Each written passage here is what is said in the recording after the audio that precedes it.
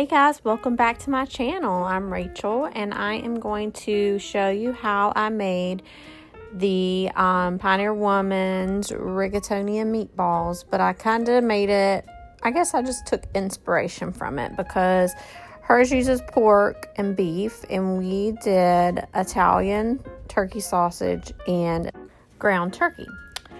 It called for whole tomatoes and crushed tomatoes, a big can of each.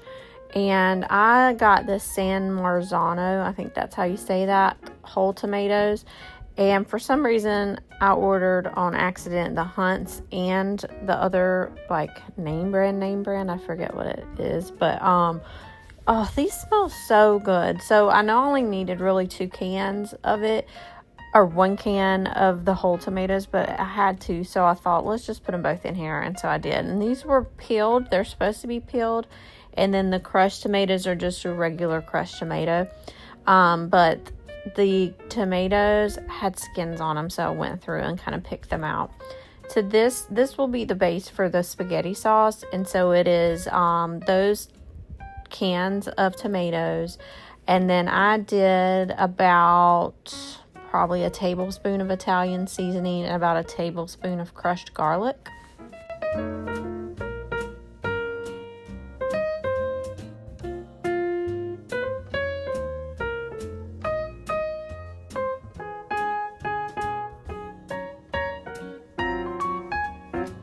The recipe called for fresh basil, so I put the fresh basil in, and I kind of tore it, but I didn't tear it a whole lot. I just left some of them kind of in big pieces because I'll end up using my immersion blender to blend this all up, and so I wasn't super worried about having big pieces of basil or this oregano that I'm adding.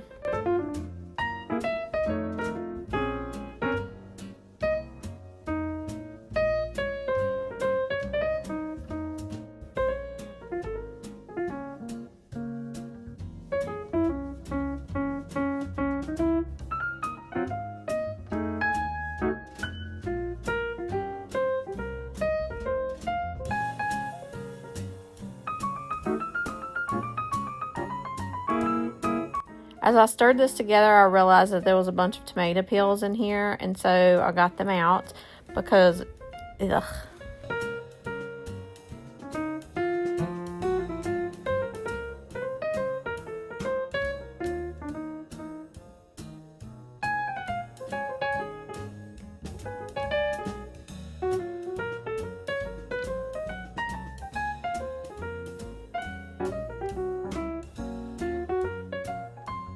And then that's the sauce right there. Very simple, and it was delicious. I've never really made my own spaghetti sauce before. It was delicious. Up next, it was time to do the meatballs. And so in a bowl, I did the ground turkey and the ground sausage. And the sausage was in links, and so I took them out of their casing. So I went ahead and got everything prepared because, you know, when you're mixing up the meat and forming the meatballs, it's like your hands get so disgusting. So I wanted everything out so I wouldn't be spreading the meatball junk everywhere.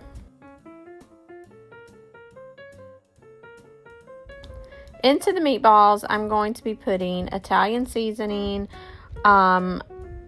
onion powder, garlic powder, Parmesan cheese, breadcrumbs, and some of the garlic oil, and a little bit of the crushed garlic.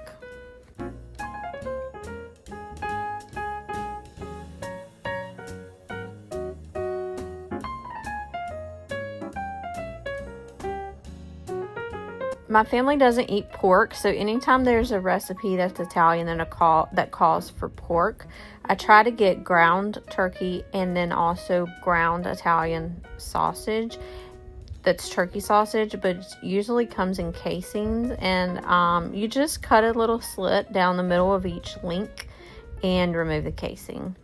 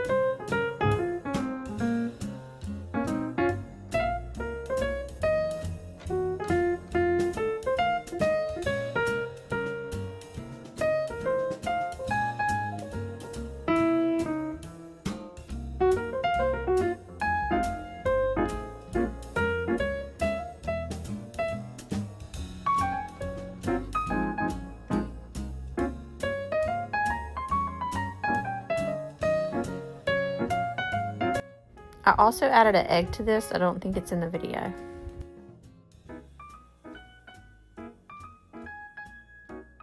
While my oven was preheating, I put a piece of foil onto a cookie sheet and I sprayed it with Pam because I really didn't want these meatballs sticking. I wanted them to be whole meatballs when I put them in the sauce.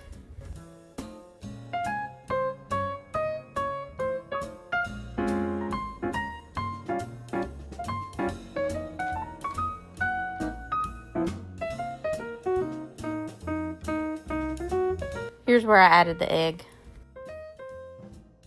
It was time to form the meatballs and mix up this meat mixture. So I just went in with my hands and got to work. I took my rings off because I didn't want to get meat in my rings.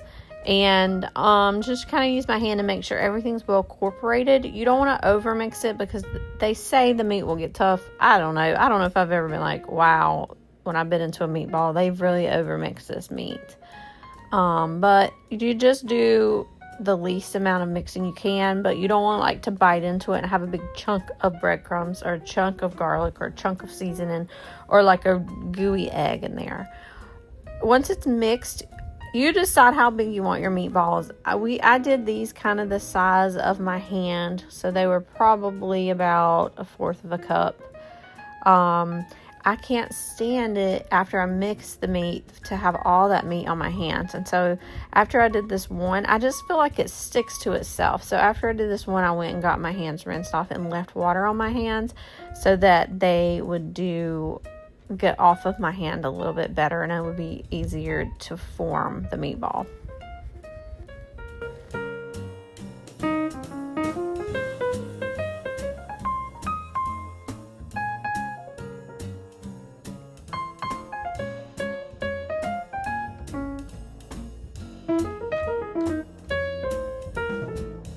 I put the meatballs into a 400-degree oven and I let them cook. I didn't time it. I just kept checking on them. I wanted them to be thoroughly cooked through, but I did end up, they were cooked through and they came off the pan really well. And I just stuck them into the crock pot that was on high cooking the sauce, and I just tossed the meatballs in one by one.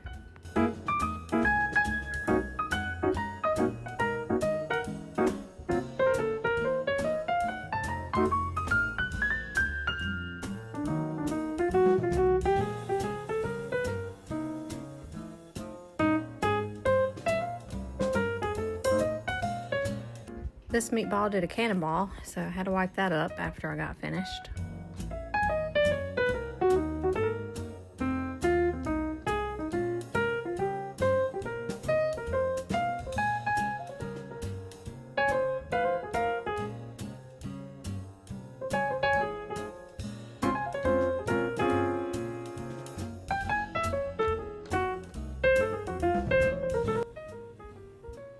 I added the rest of the Parmesan cheese, so that was probably 1/4 of a cup, maybe 1/3 of a cup. but between the meatballs and the sauce, it was a whole 8-ounce bag of finely shredded Parmesan cheese. I stirred the sauce and made sure everything was incorporated and the meatballs were covered, and then I popped the lid back on and let it simmer for the rest of the day until it was time to eat. I did come back, I think it was about 4, and it was like boiling, bubbling, so I turned it down to low and just left it on low till it was time for us to eat.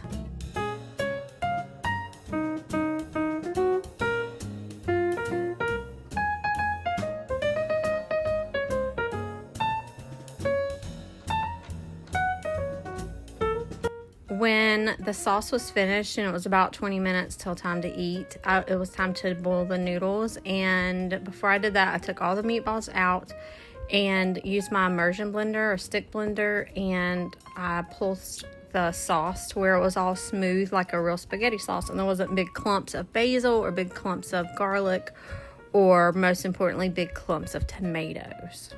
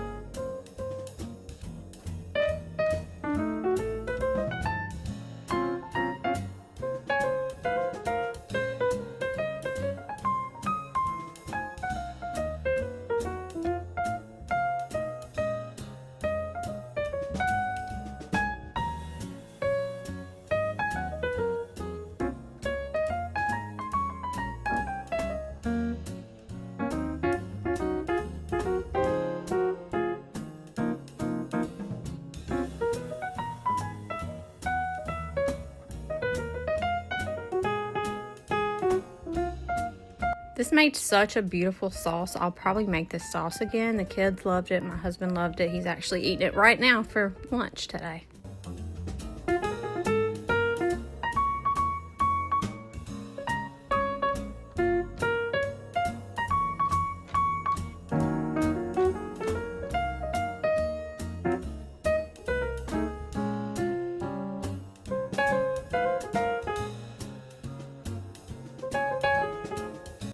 I put the meatballs back in.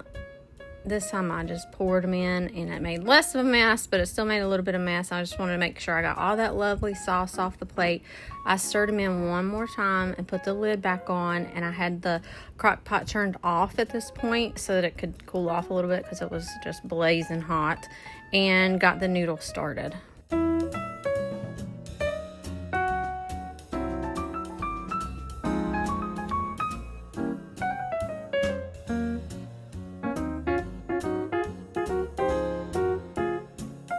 I did a whole box of rigatoni, and it was the perfect amount, really. We had a good amount of leftover sauce and a good amount of leftover rigatoni for people to eat on throughout the week.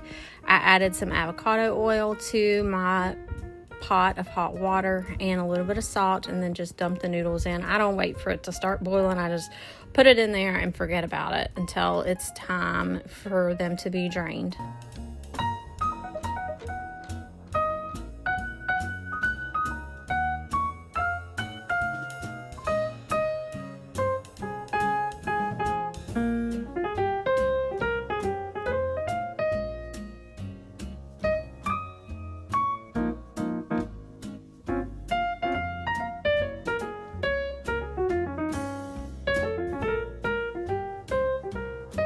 The noodles are looking perfect at this point, so I'm going to go ahead and drain these and plate the food up. And guys, thank you so much for watching. I hope you enjoyed the video, and let me know if you decide to make this. Again, it's the Pioneer Woman's recipe, but I didn't do pork or beef. I did all turkey products. So you guys have a wonderful night. Thanks a lot. Bye-bye.